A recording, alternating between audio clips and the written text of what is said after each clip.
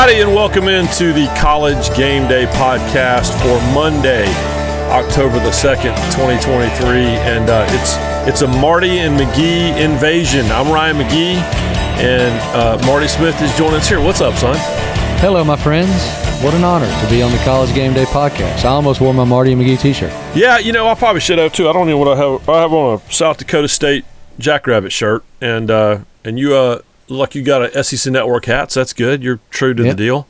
And but Rece and Pete are, as they say, on assignment. So you and I are. They ran out of people to call, obviously, and they called us in. I'm usually on the show on Monday for a few minutes, but we're going to be on here for the duration. We're going to be joined a little later in the show by Paolo Uggetti, who was there for the Colorado USC game that we all thought was over at the half, and then it ended up being one of the best games of the weekend because that's just what Colorado does now. And so your impressions. So just so folks know, you and I were in Lexington, Kentucky. We were there for the Florida at Kentucky matchup, and son. Kentucky is part of a group of really quiet, maybe not so quiet anymore as we hit October, undefeated football teams. Yeah, I don't think Kentucky's quiet anymore. They beat a good football team, and Billy Napier, the head coach of Florida, said not only did they beat us, but they beat us up. I don't recall being beaten up like that. They dominated. They being Kentucky dominated the line of scrimmage. They dominated a point of attack. They affected Graham Mertz, Florida's quarterback, constantly on the defensive side throughout the game, and Ray Davis went for almost 300 on the ground by himself. And if the wide receiving core for Kentucky starts really helping Devin Leary catching the football when it's there, they could be real nasty. Look, I don't know. I'm not a bettor. I don't know what the line is going into this thing as we sit here on a Monday afternoon, but I expect a slobber knocker in Athens, Georgia, as you and I make our way down there later this week. Yeah, Kentucky going to Georgia. Both are undefeated. Georgia is the number one team in the country still, but their grip on that is a little softer than it was a week ago. Definitely. They ended up, talking about maybe surprising slobber knockers, they ended up in one. They had to come from behind to beat Auburn, and the great Brock Bowers, who might be the greatest player in the history of football, he saved them once again, right? But I wanted to ask you this because I've been targeting him more. Yeah, they are openly. I mean, I think he had 8 catches for more than 150 yards. Kirby Smart is rightfully so beginning the hardcore Brock for Heisman campaign, and he should. I mean, he's one of the most dominant players in the entire country. But look, we said it, McGee. We said it this weekend on our show. We said it on the SEC Nation show. We said it leading up to the weekend. You just don't know when you're walking into Jordan-Hare Stadium in a rivalry game. 128th time those two teams have played, first time in September. Yep. And Georgia, you used the word, it's a little softer, a little shakier right now. And Auburn played very well, very physical. So, I think it probably went down the way we should have expected it. Close game, very physical. Georgia escapes. But, and Brock Bowers is the ultimate reason why. He's Carson Beck's blankie. So, all right, by the way, Carson Beck, he looks like – so when you and I talk about this all the time. When we were growing up in the 80s and 90s, I felt like all the football players looked like they were 56 years old. Like, it's just, they look way older. But you just mentioned, so that game ends, and Kirby Smart is talking about how great his quarterback is, but he's young and, still got a lot to learn. And meanwhile, his quarterback is standing there with his helmet off, and he looked like an old picture from like the Civil War. Like he looked like he's 45 years old, right? And then I'm watching Notre Dame Duke. And Notre Dame has a quarterback, obviously, that has played, college football at the highest level at 2 different schools. But he's got a full beard. Like I feel like we're back at this phase now where college football players look like they're like 55 years old. Am I crazy? No, you're not crazy. I remember being a kid, and I love you, Terry Bradshaw, but I remember being a kid and seeing some feature that Irv Cross or somebody did on CBS NFL Sunday, right? Yeah. And they're doing a feature on Terry Bradshaw. And I was probably 4 or 5 years old. I mean, I was a kid, and my daddy loved the Steelers. He loved the Jack Ham, Jack Lambert, all those legends, right? Lynn Swann, John Stallworth, Bradshaw, the whole Jack squad. Ham, Jack Ham, and Daddy even got me a Letterman jacket. It was a Pittsburgh Steelers Letterman jacket that had pleather sleeves, and I left it too close to the running board heaters that we had in our home growing up, and so it melted. It melted the pleather sleeves. Yeah. I'll never get over that. I cried like a baby. But anyway, they show Terry Bradshaw, and he's bald as an eagle with like the Feinbaum, leave the sides hairdo. Right. And I was like, Dad, is he like 70 years old? Is the Steelers quarterback an old man? Yeah. And I think Terry was like 30, 28 or something. But he just, his hair was running away from that scalp like a scalded dog. But anyway, yes, you're right. They all look like they should be with Andrew Luck marching in the Revolutionary War. But seriously, I really do. I remember my dad officiating football in the 80s, and we would go to like Clemson, and we would go to like, Virginia and these places. You flip through the program at all the headshots, and everybody's got their mean, high school program headshot on in there, but they all look like full beards, and I don't know. I just the thing about it too, though, we were kids, right? We were kids at that time, and so everybody looked old. I mean, I was sitting there thinking the other day about my teachers and my coaches growing up. They seemed so old. Yeah. Like Coach Ragsdale, my high school football coach, seemed, when we were, like my senior year of high school, he seemed like he had to have been 60 years old. He was like 36. Yeah. But like Carson Beck, and I understand you just went through it, right? Anybody that goes through a slugfest with Auburn, you've been through it. But you look at his headshot. Like I'm looking at his headshot right now on ESPN.com, and he looks like he's in his teens. But him standing there with his helmet off, I was like, that dude looks like he is aged 47 years during this game. And they're bigger, too. They're so much bigger than you think they are. I went down to Oxford, Mississippi last week before you and I went to College Station, Texas for our show for the SEC Network. And sitting across from Jackson Dart, I mean, the kid's got this massive giant Roman Harper neck. Yeah. He's got these giant thighs. And I'm like, no wonder but he does need to learn to slide. He's going to get himself killed if he doesn't. Yeah. Well, when you're that big, you think you don't have to. But all right, so we're talking about Georgia, and you and I just saw an undefeated team in Kentucky. We're going to see 2 this weekend in Kentucky and Georgia. But Georgia, Michigan, Texas, Ohio State, Florida State, Washington, Oregon, I mean, USC, who barely got out of Colorado. We'll talk about that in a little bit. But to you, I mean, who's the number 1 team in the country right now? I think it's easy to say Georgia because to be the man, you got to beat the man. But I think it's Michigan right now. I think they're the most complete. I love J.J. McCarthy. I love his moxie. He just doesn't – he's just a ball. He's just a freaking baller. I mean, he's just a baller. Blake Corum behind him is one of the best running backs, if not the best running back in the country.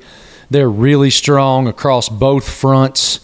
They just have dudes. And, Harbaugh's my guy.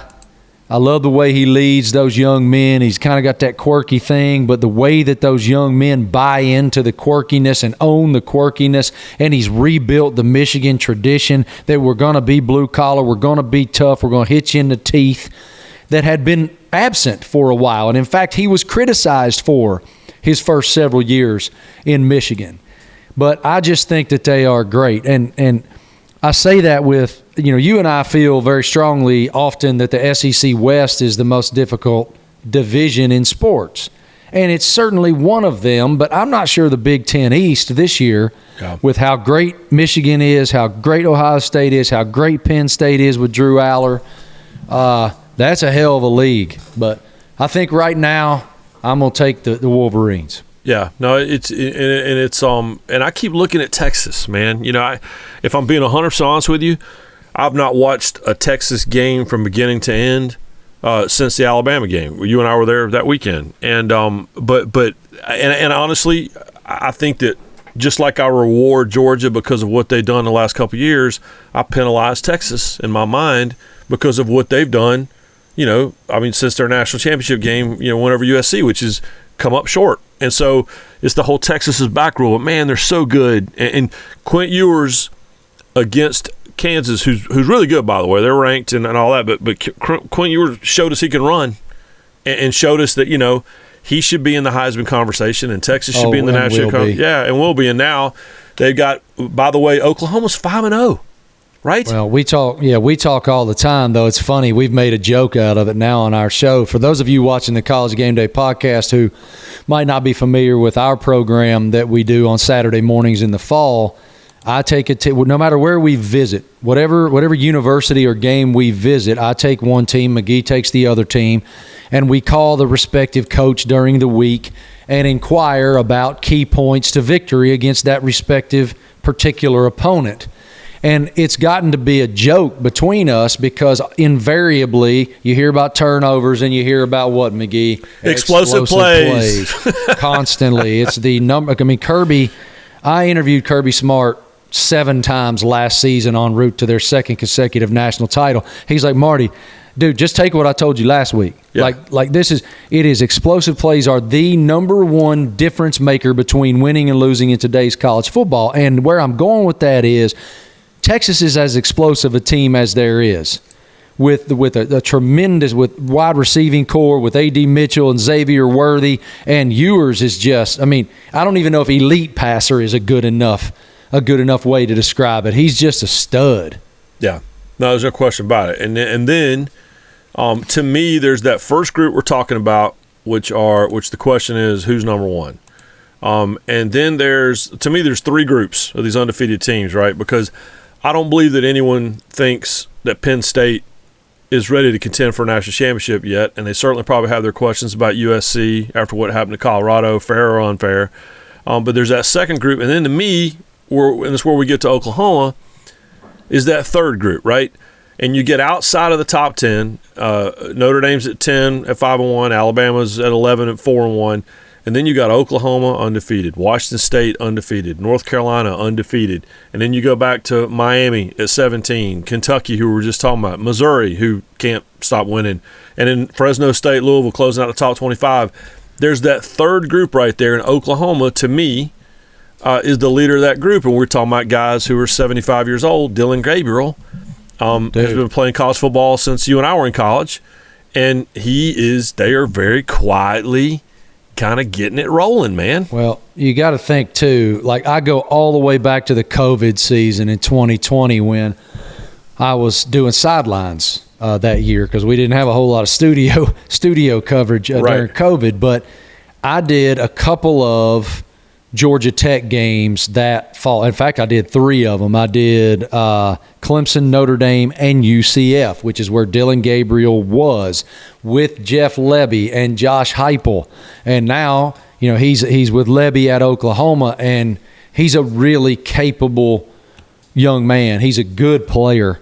And I love BV. Brent Venables has a tremendous way to motivate, and he's good at scheme too. I like Oklahoma. I don't bet. I don't know the lines right now as we open the weekend, but I think that's going to be a close football game. As explosive as Texas is, rivalry game, legendary rivalry game, and you never know what's going to happen. And I like what BV's got down there in Norman. Yeah, and by the way, we are in the midst of what we call the Weekend Review, and the Weekend Review is brought to you by Dr. Pepper. It ain't college football season without the delicious taste of an ice-cold Dr. Pepper, the one fans deserve. And by the way, Marty and I get accused all the time of having fake Southern accents on social media. It's true. Even by other writers. Yeah, that word ain't was literally like written in the copy. So I don't want anybody to think I was just throwing in an extra ain't just to make it sound like we were actually Southern. Heaven forbid. Hey, and by the way, speaking of the Weekend Review, there was obviously a lot of news. The good news out of Duke, where College Game Day was this past weekend and ended up being a thriller against Notre Dame, is that Duke's quarterback, who the last time most of us remember seeing him, Riley Leonard, was being helped off the field. Pete Thamel, who normally would be co-hosting this show right now, he has reported that's a high right ankle sprain. And he says that they've been told there's a realistic chance of returning later this month for the Blue Devils. The good news is that Duke has this weekend off. They have a bye week. So there's a pretty good chance that Riley Leonard could be back on the field for Duke. And, man, what an atmosphere. That is a stadium. I talked about this last week when I sat down with Pete and Rece. I was thinking about this when I saw Game Day was going there, just because I grew up in Raleigh. My dad was an ACC official. I think maybe second only to maybe Neyland Stadium, where I went to school, and maybe Alabama, where you and I have been so many times, since the SEC Network launched because of what Nick Saban has done. I think Wallace Wade Stadium might be the place I've been to the most for actual games. And I love the fact that it was on the list, the very small list of schools where Game Day had not been. And I give props to the Duke folks for showing up, because the atmosphere there was crazy, to the point that the Notre Dame coaching staff acknowledged that the atmosphere was a problem, which is caused them. I never thought I would say that about Wallace Wade Stadium, but man, what a night they had down there. And I know it was a heartbreaker, but the good news is that it sounds like they're going to get their quarterback back sooner than later. That's a tough injury for him. Yep. I mean, high ankle sprains are rough in the first place, but when you're trying to push off and drive the football, it's hard to do that sometimes when you kind of got an injury like that where you're trying to push off and drive the football. But he's a great player. I love what Coach Elko has done there. We talk all the time about teams taking on their head coach's personality. Mike's a defensive guy. He's a tough guy. And it's just wild to me. We're in Lexington, Kentucky last weekend. We're at Duke University with College GameDay last weekend, and we all wondered if it was basketball season for a second. Yeah, right. And props, by the way, to Kentucky fans. I was thinking about this flying back on Saturday when we were in Lexington. You and I have been doing Marty McGee on the road now for this our third season. I don't remember a crowd being as crazy as that one was. Now, granted, it helped that we were basically inside. We were blocking the tunnel to get into the stadium, but they showed up early, and Coach Stoops challenged them to pound some beers to get ready for a noon kick. And man, they were tuned up on Saturday morning, were they not? Yeah, not just with cold beer either. I don't think, being in Kentucky, I'm sure they got on that brown water just a little bit too, but. So grateful to them. I mean, you're right. We're on from 9 to 10 Eastern time, and there was a lot of people there. And as we made our way through the morning, it wound up being 8, 10, 12 deep, all the way behind the set, all the way into the stadium. Yeah. And so it was a wonderful scene, and they were loud the whole time, and the Wildcats paid them back for their attendance and their loyalty by just pounding the Gators. And by the way, the most important breaking news of that day was that we mentioned Stoops, and we mentioned the amazing job he's done at Kentucky. He makes bourbon now, and there's a picture they sent us of Marty proudly holding up a bottle of the Stoops bourbon, and me laughing so hard I couldn't get on with the next part of the show, because I'm like, man, I can't believe we're doing this on TV right now. Well, he was very grateful. I can tell you that. He was very grateful. I heard from him that we showed off his RD Distillery bourbon, RD1 bourbon. And I fully expect some to be in the mail, Coach. Thank you. If you're going to be the coach of the Kentucky Wildcats, and you all you do is win 9 games a year and go to bowl games every year, which is what he does now, then you get to you're destined to make your own bourbon in the Bluegrass Hills of Kentucky. I think that's kind of your people up there. So I think it's mandatory. Yeah, I'm like I say, I'm waiting with bated breath to receive some RD1 102 proof Mark Stoops bourbon. I'm not a big bourbon drinker, and I think part of it goes back to what I was talking about earlier, is that my dad would referee football games, and my brother and I would collect the cups. Like hundreds of stadium cups. This is in the glory days of the 80s and 90s of, really nice stadium tumblers, right? And we got them from all over the ACC. And I think part of my bourbon issue is I've got PTSD from when you in the North Carolina, all these stadiums in the Carolinas, you go get those cups. One of 3 things is going to be in the cup. It's either going to be empty, or it's going to be full of tobacco spit, or it's going to be smell like bourbon. And I think that might be part of why I have a hard time, because I was 12 years old covered in bourbon and, some sort of Copenhagen juice. Maybe that's why I don't dip or drink bourbon. That's No comment. It's like Indiana Jones falling in the snake, in the snake pit, right? And they don't want anything to do with snakes. All right, you have a book out, just dropped a week ago. Sideline CEO. Folks need to get it. You go. It really is. I mean, the way it's laid out is you lay out certain topics, and then you have these legendary coaches speak on those topics. And I'm curious. I look at Alabama, right? And Saban is a guy that you know as well as any member of the media in the nation, if not better. They were kind of thrown on the scrap heap because of the Texas loss. And then they didn't look very good after that. Now, all of a sudden, after the last 2 weeks, Nick Saban suddenly, Kale Surprise, has not forgotten how to coach football. And Alabama has not forgotten how to play football. What do you think Nick Saban, with your sideline CEO cap on, what do you think he's been telling this team for the last 2 weeks?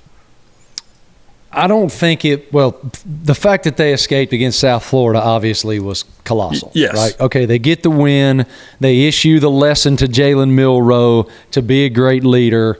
They reinstitute him into the lineup and instantly say this is his team, which is the right choice. He's the right guy. He's probably, more often than not, the best athlete on the field every time he's on the field.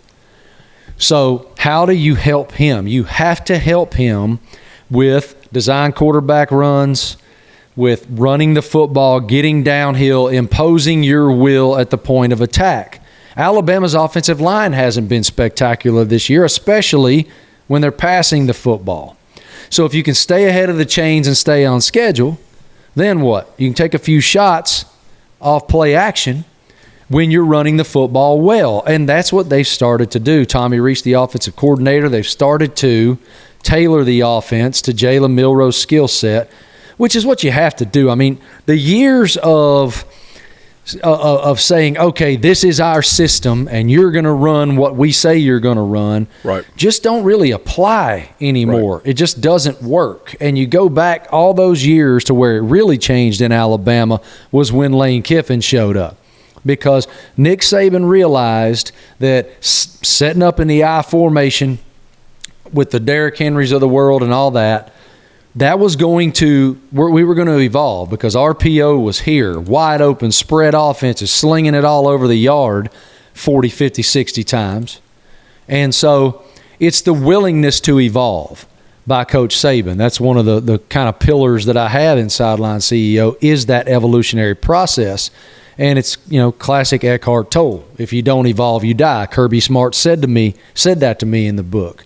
Part of Kirby's great evolution is the willingness to delegate. He said he micromanaged for so long and did not become a championship caliber leader and championship winning coach until he realized, okay, I've hired these people to do this job at a very high level. I got to trust them to do it.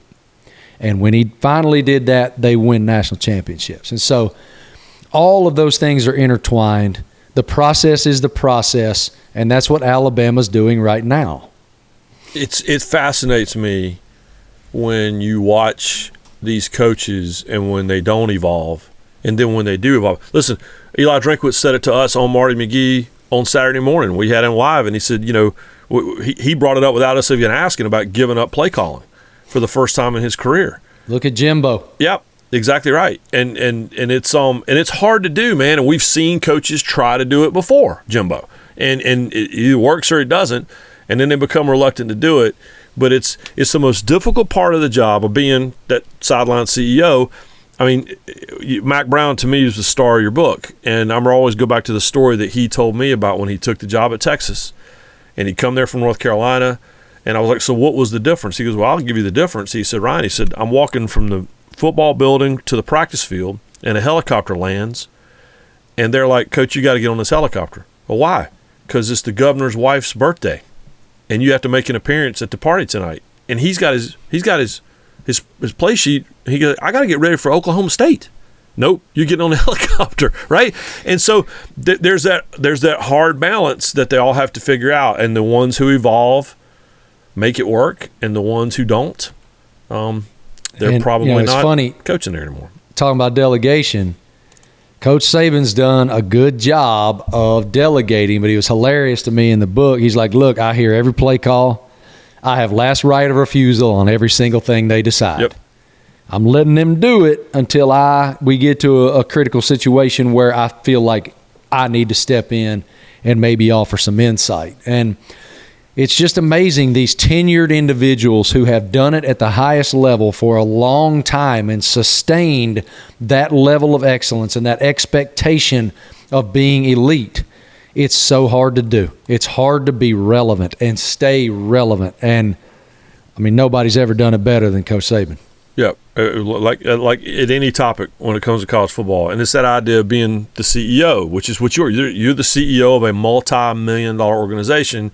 I talked to Deion Sanders about it a week ago when I flew out to Boulder, and Paolo Uggetti, who was at the game this past week, is going to join us in a few minutes, and he's going to talk about that too. But it's that same idea, right? Especially for someone who is still a relatively new coach. You evolve if you've been a coach for 5 years, and you evolve if you're Nick Saban and you've been a coach at so many places over the course of decades. Because if you don't, it will catch up to you. And we're seeing it, again, looking at those rankings and looking at those teams that are undefeated right there. And, again, going back to Oklahoma, that's still a head coach that's kind of figuring it out a little bit. And and to his credit, he's not doing the things that he did a year ago, and it shows in the game plan. Well, it's Harbaugh, too. I mean, like going back to Coach Harbaugh, Ward Manuel gave Jim Harbaugh time. Like we talked about this last week with Mark Stoops at Kentucky. The administration gave him time to build something. And in so many cases, they aren't given that time. It's a couple years, and you either win or you're gone. I mean, you look at Jimbo Fisher. He's in year 6 now. He was very reluctant to give up the play calling and actually delegate that to somebody else. We all wondered how the Bobby Petrino marriage was going to work. Well, right now, they're still on that honeymoon, baby, because it's working pretty great. Yeah. And, going back to Saban, McGee and I talk about this a lot, y'all. When the number one women's golfer or women's tennis player comes to the University of Alabama on her recruiting trip, the one person that she has to see is Nick Saban. And so it is hiring and firing. It is crisis management. It is budget. It is donors. It is fundraising. The recruiting schedule in college football is so freaking out of whack. It's all of this macro view stuff. So living in the granular nuance of game planning, it just doesn't work for most people in today's world. Yep. No, it's evolve or die, man, and it's die in terms of football. Are you going to stay relevant or aren't you? Talking about Deion Sanders, as soon as he was done with our press conference a week ago Tuesday, leading into the USC game, you know where he was going? He was going to Women's Basketball Media Day.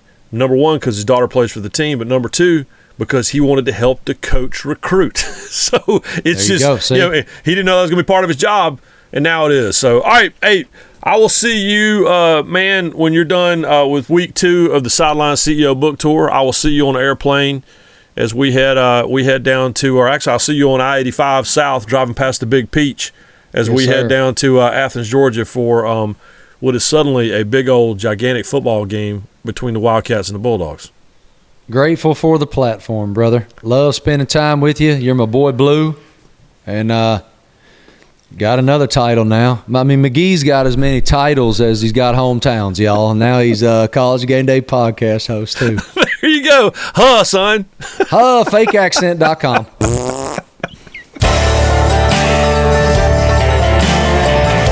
And we are back for the College GameDay Podcast here on Monday, October the 2nd, as we're recording on Monday afternoon. And a man who is at the epicenter of the college football world, and I never thought I would say that about Boulder, Colorado, certainly not in the last 20 years. Paolo Uggetti joins us now. Man, so I'm going to ask you this first. I was in Boulder on Tuesday, talked to Coach Prime, was in that stadium when it was empty, and there was an energy around it that, honestly, there was more energy around the stadium empty last week when I was there on a Tuesday than there was the last game I had attended there about 10 years ago. So set the scene for me. You're open for your piece on ESPN.com was so great, but set the scene for me. What did it feel like being in the building? Well, I'll tell you what, to your point, the Friday night before, I went to get my parking pass from the stadium, And you could even feel it then. I walked around town a little bit. There was a pep rally going on. Everybody was wearing Colorado gear, Prime gear. It was crazy, right? And then we, fast forward to Saturday, and you get there and it's already packed and people are filing in, and you go down to the sidelines and you got, for some reason, the 2008 Celtics there. You have rappers there. You have actors and actresses there. And it was like, what did I just walk into? It was a whole scene for sure. Yeah, well, and then what a ball game, right? I mean, So we all go through this progression like a quarterback, right? When on Saturdays we start watching all these games and we start eliminating games as the days. All right, you know what? I see the score here. I'm not flipping back over there again. If you're sitting on the couch, this was one of those games. All right, you know what? I've eliminated this game. Caleb Williams has it in hand. When the comeback started and when Colorado starts getting back in this thing. Again, what was the feeling in the building? And all right, you're a USC guy. Could you feel that, oh, man, we forgot how to play defense again? PTSD starting to settle in.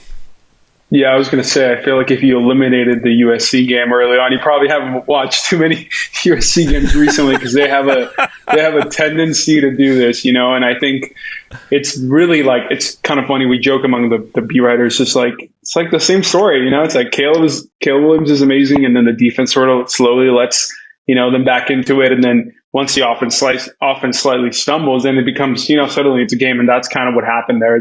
I think even some people, I don't think I saw fans filing out, in any way, but I think they kind of were resigned a little bit after halftime of, okay, it's kind of like a repeat of the Oregon game. USC is going to come out in the second half and really just, put a stamp on this game and, done. But little things here and there, even with the offense, right? Just the Caleb throws an interception. The defense starts to, allow big play, especially from a mobile quarterback, which seems to be their biggest issue. So Shadur starts really finding his groove, and suddenly, we got a game here, and I think USC in those positions, in those spots, they have really had a tendency to struggle and just play sloppy and let them back into the game. That's kind of what happened, which, we got a cool finish out of it. So it was good in that sense. Yeah. All right. So let's talk about Caleb Williams because I've not spent a lot of time around him. I actually covered him more in person when he was in Norman than I have since he went out to the West Coast. But I'm always fascinated by, I'm a lot older than you, right? So I remember when you would never give a Heisman, the voters would never give a Heisman to an underclassman. Now it happens all the time. And I work with Tim Tebow, and we talk about this all the time about the really kind of unfair measuring stick for the guy who's come back, with the Heisman Trophy. I watched the game the weekend before, and the poor guy gets hit, in the family jewels, and it takes a couple drives to recover like it would any other human. And what are they saying? They're saying, man, he just doesn't look great tonight, And in this game, it's, man, so tell me about Caleb Williams. What's he like in person? How's he handling all this? And, oh, by the way, through, 6 touchdown passes on Saturday. Yeah.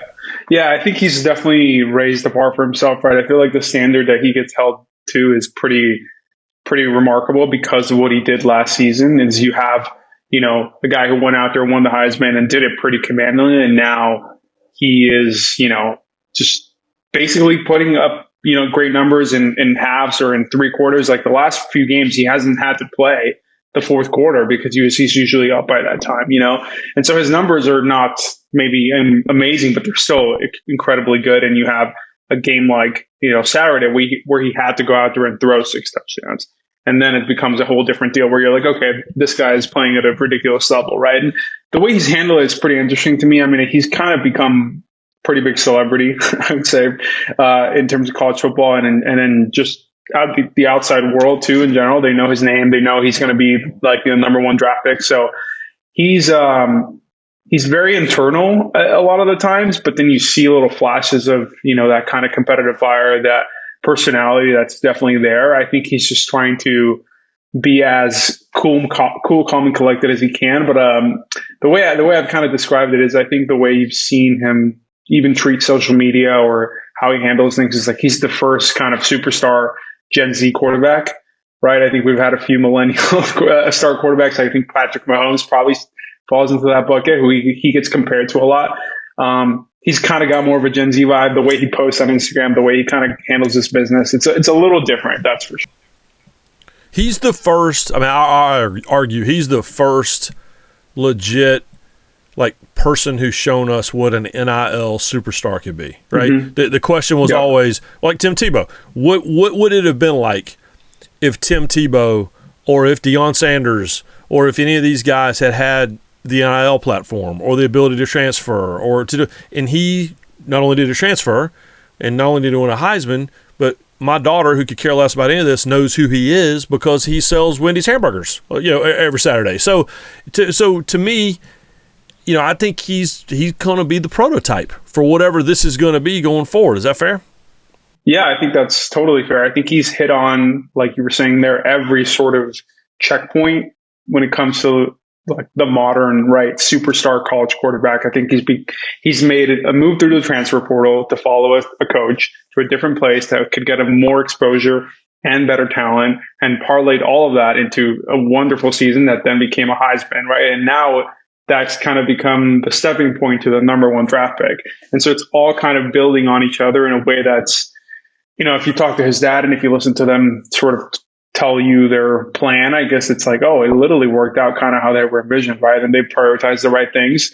But it's still just such a crazy kind of path to see of him hitting, like you said, like every sort of marker, and then also just capitalizing on that popularity to become, not just a college football quarterback, but really a star in other ways than one. Which, by the way, I love talking about, Paolo, your piece on ESPN.com. I love you letting us know that his dad was in that press box. He's and dad's dad, right? I don't care who you are. I don't care if your kid's playing Pop Warner or if your kid's playing, is a defending Heisman Trophy winner wanting to win a national championship. You're still pacing the floor and wringing your hands because you want them to do as well as they could possibly do. I love the fact that you saw that you brought us that. So thank you. I love that story. Yeah, no, I appreciate it. Yeah, I saw him. Typically, I mean, he wouldn't be in the press box, so I'm not sure what the reason was. I probably should have asked him, like, you don't have a seat, or anything.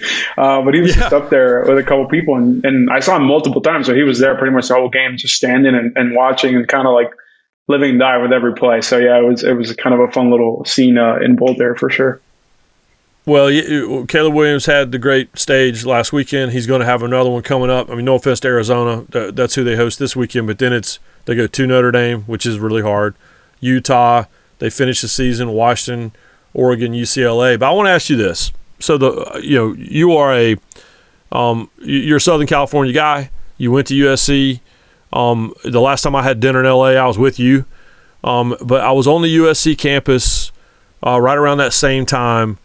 And a guy dressed head to toe in USC gear recognized me from Marty McGee or whatever. And he goes, "Hey, McGee." And I said, "Yeah." And he took his hands and he pointed at all of his Trojan stuff. And he goes, "What the hell are we doing?" And I go, "I don't know, man." I was like, "Enjoy Piscataway. I don't know what to tell you." What's the mood in Southern California right now that we're halfway through the regular season almost. The countdown is officially on. UCLA and USC will be playing in, what used to be the Legends and Leaders division, right, in the Big Ten. What's the mood right now as that countdown has started? I think there was a little bit of initial shock to the move at first. I would say that was a general vibe. But also I think, and other fans of other teams will tell you this, that USC fans have a bit of a superiority complex when it comes to their place in the Pac-12 and probably in college football. Obviously, kind of every conference, right. And my SEC people tell you about Alabama. My ACC people tell you about North Carolina. Big Ten will tell you about Ohio, Texas in the Big 12. Every conference has that, but you're 100% right. Yeah, and that's who USC has been, right? I mean, until they had some struggles in the last 10 years, they were kind of that team, right? But the fans and sort of the energy around the team still has that feeling about it. And so I think there was almost like of course we're going to the Big Ten because we deserve better kickoff times, better matchups, better, more money, more revenue. Like, I don't know how deep the fans were thinking of it in terms of all the other cascading effects.